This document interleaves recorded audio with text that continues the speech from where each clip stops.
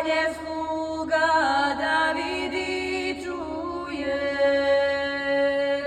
doku niemu Twoje bezastruje struje. Pomozi mom vidu, pomozi mom sluhu, slava Otcu, Sinu i Svetome Duhu. Pomozi mom vidu, pomozi mom sluhu,